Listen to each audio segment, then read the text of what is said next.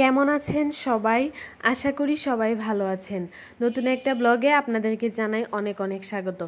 ঘরের সব কাজ কমপ্লিট করার পরে স্নান করলাম। স্নান করে এসে যে পূজাটা দেয়া নিলাম। এখন একটু গ্রিন টি খাবো, এর জন্য গরম জল বসায় দিলাম।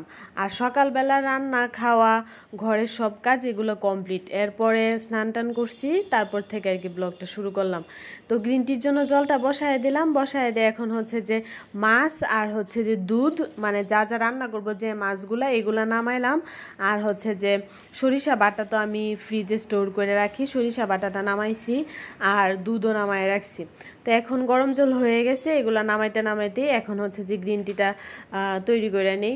আর অনেকেই আর কি জিজ্ঞেস করেন যে গ্রিন টি খাইলে, তুমি তো তিন বেলায় ভাত খাও, গ্রিন টি খাইলে লাভ কি, মোটা হয়ে যাবা না, বা গ্রিন টি খাইলেই কি শুকায় এরকম কিনা। তো আসলে আমি গ্রিন টিটা মোটা হব না বা শুকাবো এর জন্য খাই না। আমার গ্রিন টিটা খাইতে ভালো লাগে আর কি। অন্যান্য চায়ের তুলনায় গ্রিন টি খাওয়াটা শরীরের জন্য ভালো, আর আমার খাইতেও ভালোই লাগে, এর জন্য আর কি গ্রিন টিটা খাই। গ্রিন টিটা হার্টের জন্য, লিভারের জন্য অন্য চায়ের চাইতে গ্রিন টিটা ভালো, এর জন্য খাই। তো এই হইলো আমার ঘরের নতুন সেট আপ। আমার বেডের পাশে ড্রেসিং টেবিলটা নিয়ে আসছি, আর ডাইনিংয়ের যে দুইটা চেয়ার এই রুমে রাখছি, আর দুইটা চেয়ার আমাদের বেডরুমে রাখছি। আর সুকেসটাকে এই ডাইনিংয়ের পাশে এই পাশে জানালাটা আছে এইখানে নিয়ে আসছি। আর এই রুমে যে চৌকিটা ছিল এটা একজনকে দিয়ে দেওয়া হয়েছে।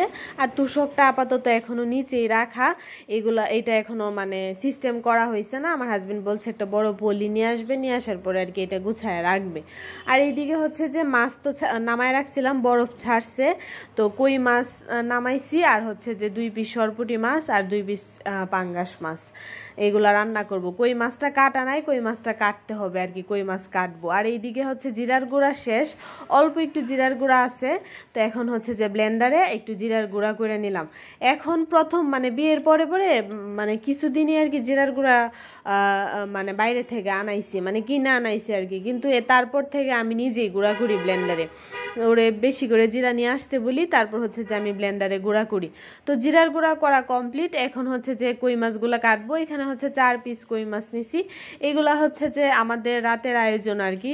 তো আমি তো কই মাছ কোনোদিনই আগে কাটি নাই, বিয়ের আগে কোনোদিনই কাটি নাই। আজকে যে কাটতেছি এইটা নিয়ে আমার তৃতীয়বার কই মাছ কাটা। এর আগে যে আমার হাজবেন্ড যেদিন নিয়ে আসছে এই দিন 2টা কাটছিলাম, তারপরে আর একদিন রান্না করছিলাম, ওই দিন 4টা কাটছিলাম। আর আজকে যে রান্না করব, আজকেও আমি 4টা রান্না করব, 4টাই কাটতেছি।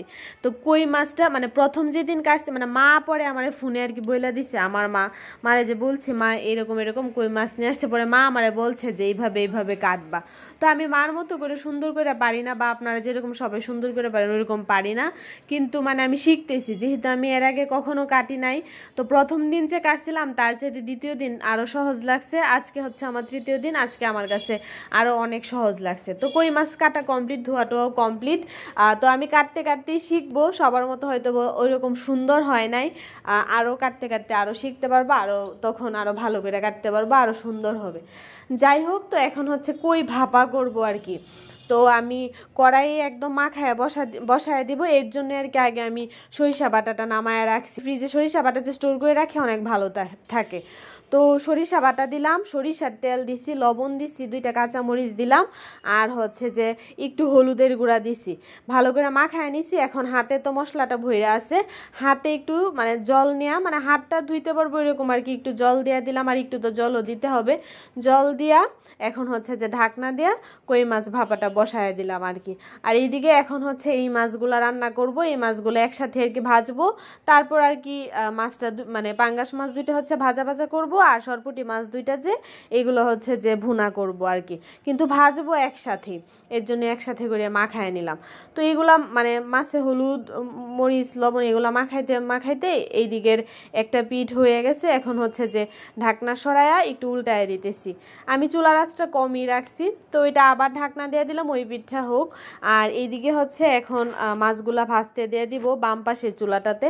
তো এখন আমার রান্না ঝটপট করে হয়ে যায়। এতদিন তো একটা চুলা নষ্ট ছিল, এখন 2 চুলা হওয়াতে আমার রান্না ঝটপট হয়ে যায়। তো মাছগুলা ভাজতে দিয়ে দিলাম, আর এইদিকে এই যে কই ভাপাটা হয়ে গেছে, অনেক টেস্ট হয়েছিল। আমি ভাবিও নাই যে এতটা ভালো হবে, দেখলাম যে না ভালোই হয়েছে। কয়েকদিন আগে চিংড়ি মাছ রান্না করছিলাম এরকমভাবে, চিংড়ি মাছটা আবার বাটি চচ্চড়ি করছিলাম, ওইটাও অনেক টেস্ট হয়েছিল, কিন্তু সেম জিনিসই দিছিলাম আর কি। তো ওইটা আবার বাটিতে করে করছিলাম, বাটিতে দিয়া কড়াইয়ে গরম জল দিয়ে তারপরে করছিলাম আর কি। আর আজকে তো ওই যে কই মাছটা একটু বড় না, আর আমার ওইরকম বড় বাটি বা টিফিন ক্যারিয়ারও নাই যেটাতে হচ্ছে যে মানে ভাপা দিতে পারবো আর কি, মানে কড়াইয়ে গরম জল করে ওরকমভাবে ভাপা দিতে পারবো, এরকম আমার নাই আর কি কিছু। এর জন্য কই মাছটা হচ্ছে যে হাতে মাখায়া কড়াইয়ে রান্না করছি। যাই হোক, তো মাছ ভাজা কমপ্লিট। এখন হচ্ছে 2 পিস মাছ ভুনা করব, আগে বললাম না। তো পেঁয়াজ কুচি দিছি, বেশ কয়েকটা রসুনের কোয়া দিছি, এই দেওয়ার পরে এগুলা ভাজা ভাজা কইরা এখন একটু জল দিয়ে দিলাম, জল দিয়ে মশলাটা আর কি কষাবো।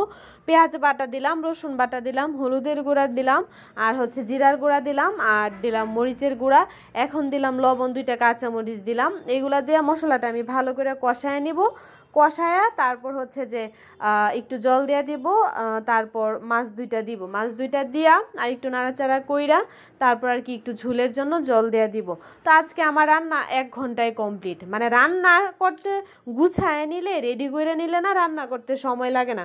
তো ওই যে রেডি করাটা, গুছানোটা, মানে রান্না করার জন্য যে প্রিপারেশনটা, ওইটাই আসল। তো রেডি করে নিলে, গুছায় নিলে রান্না করতে আবার সময় বেশি লাগে না। যাই হোক, তো মাছ 2টা দিয়ে আমি আবার একটু জল দিয়ে ঢাকনা দিয়ে দিছি। আর এইদিকে এখন পাঙ্গাস মাছ 2টা আলু দিয়ে একটু ভাজা ভাজা করব। মাছ 2টা তো আগেই ভাজছি, ভাইজা উঠায় রাখছি। এখন হচ্ছে ওই যে মাছ ভাজার তেলটাতেই পেঁয়াজ কুচি দিলাম, 2টা কাঁচামরিচ দিলাম, আর একটা বড় আলু কুচি করে দিয়ে দিছি। এখন দিলাম একটু হলুদ মরিচের গুঁড়া, আর দিলাম লবণ। এগুলা দিয়া ঢাকনা দিয়ে দিব, আর হচ্ছে যে কম আঁচে ভাজা ভাজা করব। আলুটা সিদ্ধ হওয়ার পরে তারপর আর কি আলু মানে চুলার আঁচটা একটু বাড়াবো, যেন আলুটা একটু ভাজা ভাজা হয়, লাল লাল হয়। আর এইদিকে হচ্ছে এই যে এই মাছ ভুনাটা কমপ্লিট, এটাও ভালোই হয়েছিল, মন্দ হয়েছে না। তো এখন হচ্ছে ডাইনিং টেবিলে গিয়ে রাইখা আসলাম, আর তখন অনেক রোদ পড়তেছিল আমার টেবিলে, যার জন্য এক্সাক্ট কালারটা আনতে পারতেছিলাম না টেবিলে রাখার পরে। এই তো এইদিকে আলু ভাজা কমপ্লিট। এখন হচ্ছে যে পাঙ্গাস মাছ 2টা দিয়ে দিছি, এগুলা দিয়ে আর একটু মিক্সড কইরা, মানে একটু নাড়াচাড়া কইরা ভাজা ভাজা কইরা তারপর নামায় ফেলবো। আমার হাজবেন্ড হচ্ছে এইভাবে আর কি মাছ ভাজা খাইতে পছন্দ করে, আলু দিয়ে। তো এখন আমার হাজবেন্ড অফিস থেকে আইসা পড়ছে, ওর অনেক গরম লাগতেছে। তো অফিস থেকে আসার পরে আমি সবসময় ওর একটু মানে তেঁতুল আর লেবু দিয়ে একটু শরবত করে দিই, ফ্রিজের একটু জল দিয়ে তেঁতুল লেবু দিয়ে শরবত করে দিই, মানে গরমটা যখন বেশি থাকে আর কি। অলমোস্ট এখন তো মানে গরমটা বেশি, অলমোস্ট প্রত্যেক দিনই করি। তো আমি আবার এই তেঁতুলের শরবতটা ভালোই বানাই, ওর অনেক পছন্দ আর কি। তো এইদিকে আমার শ্যাম্পু শেষ হয়ে গেছিলো, তো ও আমার জন্য যে শ্যাম্পু নিয়ে আসছে, এই শ্যাম্পুটা আমি এর আগে ইউজ করি নাই, তো এইবার ও এইটা নিয়ে আসছে আর কি। আবার কিছু বাজার সদাই নিয়ে আসছে, সবজি টবজি, শাকসবজি কিছু ছিল না ঘরে, তো হচ্ছে যে এই যে সবজি টবজি নিয়ে আসছে আর কি। তো এখন এগুলো বের করব, বের করে গুছায় রাখবো। আর হচ্ছে ও ঢেঁড়সও নিয়ে আসছে, ঢেঁড়সটা হচ্ছে আমি অলরেডি ফ্রিজে রাখছি। আর এগুলো এখন আর কি বের করতেছি, এর জন্য ঢেঁড়সটা আপনারা দেখতে পারতেছেন না। এখানে পেঁপে, ডাঁটা, লাউ, লতা, তারপর হচ্ছে যে কলমি শাক, এগুলা নিয়ে আসছে আর কি। এইখানে নাকি কলমি শাকটাই বেশি পাওয়া যায়, এর জন্য আপনারা হয়তো বা আমার ব্লগে কলমি শাকটারই বেশি দেখেন। ও বলতেছে যে এটা আমিও নিজেও বুঝি না, কলমি শাকই, অন্য কোনো শাক ওইরকম পাওয়া যায় না আমরা যেখানে থাকি। তো এখন মোটামুটি সব কাজ টাজ কমপ্লিট, আর দুধটারও বরফ ছাড়ছে। এখন হচ্ছে যে আমি দুধটা জাল করে নিতেছি। এখন অলরেডি রাত্র হয়ে গেছে, রাত্র বলতে সন্ধ্যার পরে পরে আর কি, সন্ধ্যা টন্ধা দেওয়াও কমপ্লিট, সন্ধ্যা করাও কমপ্লিট। তো তারপর দুধটা জাল করলাম, দুধটা জাল করছি। এখন হচ্ছে যে আমি একটু দুধ চা খাবো। তো ওরে জিজ্ঞেস করলাম দুধ চা খাবে কিনা, ও বলতেছে যে না আমি দুধ চা খাবো না, আমার একটু গ্রিন টি করে দিও, তুমি দুধ চা খাও। আমার একটু দুধ চা খাইতে ইচ্ছে হইতেছে আর কি। তো এর জন্যই দুধটা জাল কইরাই আগে হচ্ছে আমি দুধ চাটা করে নিতেছি। কয়েকদিন আগে আমার হাজবেন্ডও আবার আমার দুধ চা করে খাওয়াইছে, ও আবার আগে চাটা জাল করে তারপর কাপে দুধ মিক্সড করে। যাই হোক, এই ব্লগে এই পর্যন্ত, সবাই ভালো থাকবেন, টাটা।